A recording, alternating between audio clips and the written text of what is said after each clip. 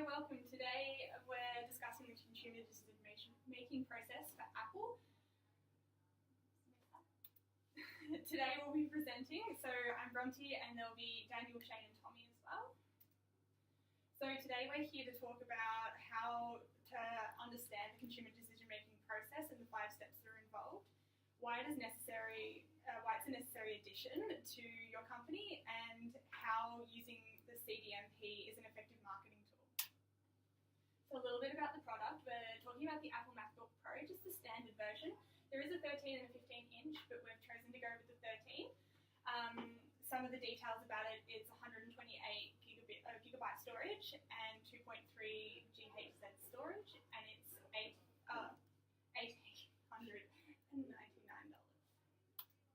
So the key outline for this presentation is going to be all about the consumer decision-making process and the 5 steps. We're also just going to go through a conclusion and the recommendations that we've got for you today. Need recognition. So need recognition is the first step in consumer buying. It is the process of a consumer recognizing that they have a state of deprivation that can be satisfied by a particular product or service. What may trigger a consumer to purchase this product? A consumer can develop a need for a computer laptop in many different ways. Generally, a consumer will develop a need for a laptop for either work purposes or leisure and entertainment.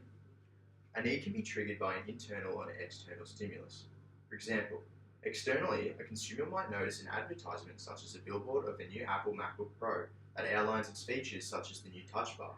This new touch bar allows users to be much more efficient and effective, which can trigger the consumer to develop a need for the product as it can make them perform better at their job.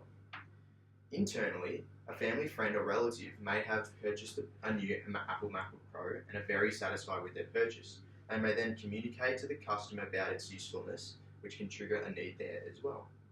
Some more specific examples of how a need is triggered are as if a consumer is dissatisfied with a previous laptop and decide to purchase a higher quality product, such as the Apple MacBook Pro, or if the consumer might need a more powerful laptop, which the Apple MacBook Pro can do, and they also might prefer a certain software such as Mac OS over Windows and software that works with Mac. So the actual problem or need that the consumer is facing is that they are required to have a computer laptop in order to perform a specific task for work or leisure. So presently, Apple does a very good job in terms of advertising on their website, as it is very well presented and provides very specific information on their MacBook Pro. However, I recommend that Apple should consider focusing more on triggering need recognition through television advertisement. This would allow them to initiate the contact with a large range of consumers, as television is still a very popular platform. It will also allow them to advertise new features such as a high-quality video streaming that is available due to the high-resolution screen a MacBook Pro provides. It is also room for Apple to advertise Apple services such as the Apple Movie Store, which can allow consumers watching TV to understand that they can get a better viewer experience on an Apple MacBook Pro rather than television, thus successfully triggering a need for an Apple MacBook Pro. So what process the consumers will go through for this information search? There are a few different processes and options that the consumer is probably going to go through to find some information on the product that they're after making the need for recognition. So the first solid move that a consumer is probably going to do is a Google search. This is probably going to happen after perhaps they've seen some outdoor media or marketing, maybe they've had a recommendation or have seen friends use other products. It's really the gateway to compare and access all the information that they're looking for, as it's all in one spot. So we've got our little table here. So we've got internal research, which is existing or internal knowledge that comes from the consumer themselves. Maybe it's previous purchased products or products that they've used in the past, maybe seen other people use, or they're trying to replace a product they already have. So they may have a biased opinion or an attachment to some of these products. So we've got 2 different sections in external. We've got external non-marketing and external marketing. So non-marketing influences may be things like their social class, maybe what their peers are using, maybe what they've got access to, maybe it's monetary reasons, maybe they're looking to buy something at a higher price product so they fit into their social class better. Maybe their family or friends have heavily influenced their decision on a recommendation. Maybe it's products that they've been using or that they've been using in the past. Perhaps maybe it's a teenager after a product that their parents have been using and they understand how to use one. But our biggest thing here is our external marketing research, which is marketing or advertising that they've seen outside that you've got some sort of an influence in. Maybe it's outdoor media, maybe they've seen something at a bus stop or on a billboard, maybe it's just a promotion that you're seeing on your website. Next slide. So the information that the consumer can obtain from all of this is that through their Google search, they've probably looked at things like Apple or JB Hi-Fi or Harvey Norman, and from there they've been able to see all the features of the product, maybe the technology that it's using, the size, the price, the mechanics of how it works. But also the biggest thing is that they can compare products and the benefits, quality, price comparisons, and differences between different products. So they receive a complete informative information brief from this product, and they also receive this sort of information from family. Maybe it's a biased opinion on products that they use or don't use. So our recommendations for this second step is that we're aiming for a more simplistic overview with fewer and less confusing facts on the main page. We want to keep it nice and simple, and then once they've made a decision, they can then go in and look at further technical requirements. Also, we want to add an option where there's a review page on the Apple product website page. The consumers can see the feedback as this motivates a sale. Due to the expensive nature of this luxury product, priced over $1,800, the customer is likely to evaluate their options and make sure that the product is best suited for them.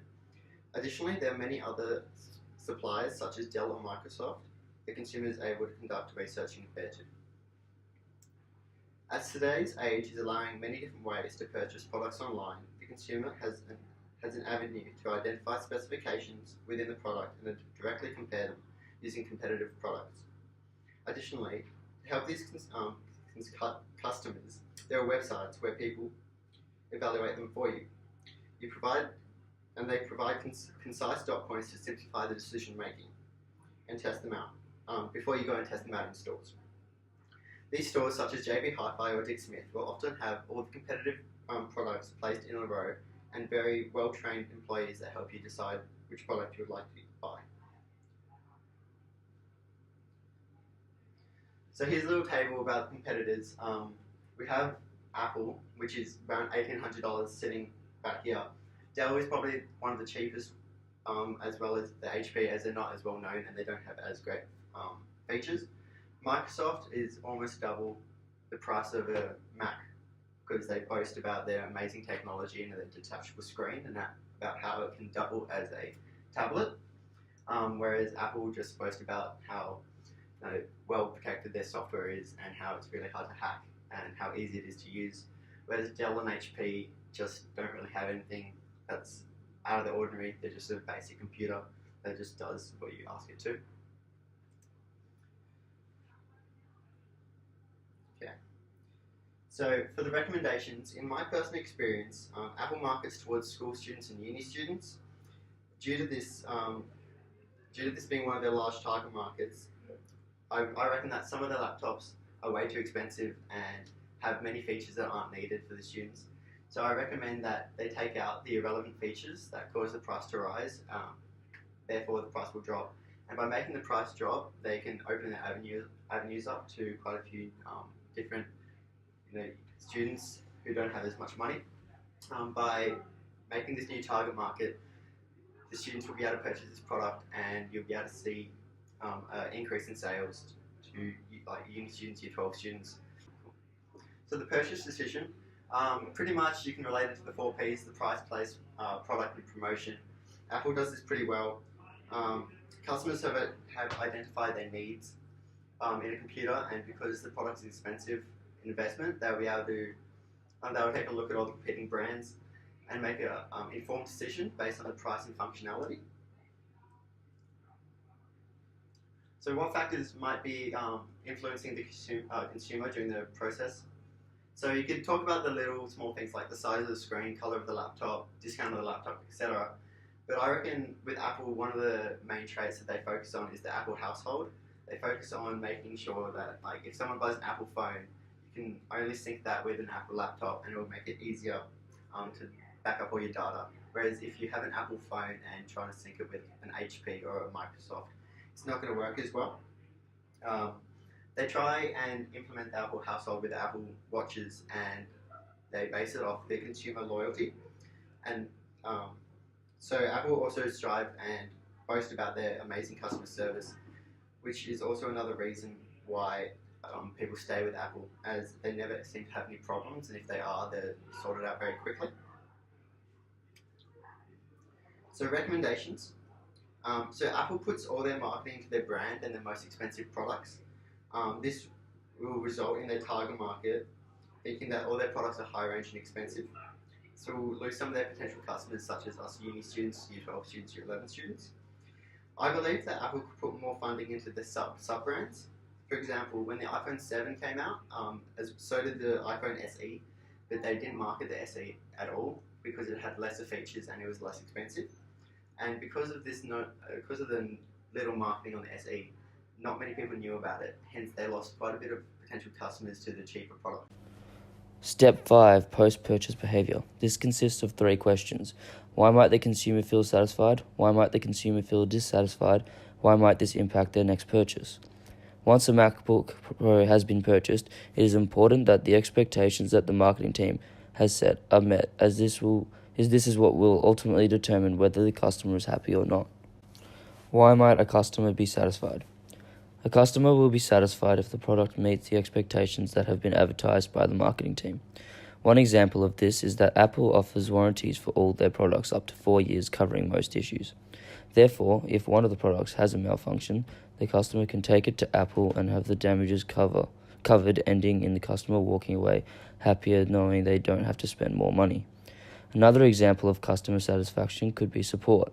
If there is strong communication between Apple and the buyers, then the customer is likely to walk away with more trust and loyalty to Apple, as they know that they can talk to the support team easily about any of their issues. Why might a customer be dissatisfied? A customer may be dissatisfied if they purchase the product and find out that it does not equate to what they were led to believe. For example, if Apple advertises their computer to have 6 hours of battery, but it only lasts 3 hours, then the customer is going to feel let down and ultimately not want to come back, as they do not trust Apple. Furthermore, if they buy the laptop and it does not come with warranty, the consumer is going to stress a lot more about possibly breaking it or something happening, which if it does, they will have to spend more money. Another way a customer may be unsatisfied with the purchase is if they buy the computer and they discover that the graphics or the computer runs slower compared to rival laptops. This creates regret, which is the last thing that Apple would want. How might customer satisfaction or dissatisfaction impact their next purchase? The next purchase all depends on the customer's experience with the product. If the product meets the customer's standards, they are likely to stay loyal. However, if the customer has a great experience with the product and Apple, then they are most definitely going to buy another and may even spread the word to close friends and relatives. If the customer has a bad experience with the product or Apple, then they are likely to go looking for another brand of laptop, as they won't want a repeat of what happened. Therefore, it is very important that the marketing team and the rest of Apple make sure that their customers are happy with their purchase, as well as offer support. My recommendation for Apple is just that they should continue supporting new customers as well as old customers, whether that be helping them learn new features or offering warranties. Furthermore, I believe that in order to keep customers coming back, there needs to be effective communication between both customers and Apple, as this is the best way to keep everyone happy. For example, Apple receives feedback and customers receive help and support. So in conclusion, we just wanted to remind you the importance of taking the consumer decision-making process into account, as it gives you a greater understanding of what the consumers are doing before they purchase your product and how they come to the conclusion of to make the purchase or not. So we're just going to move on. We're just going to do an overview of the recommendations. So for step 1, we had more television advertising to allow specific features to be highlighted. Step 2 was aim for more simplistic overviews and add an option for product reviews. Step 3, we wanted to divide the market up into upper class or students for education to remove irrelevant features, make the product simpler, and this would reduce price and increase market. Step 4, more funding into sub-brands, market cheaper products, marketing towards the Apple household. And for step 5, support for new and old customers, more effective communication with both customers and Apple. And thank you. That's it. Let's do a quick maths.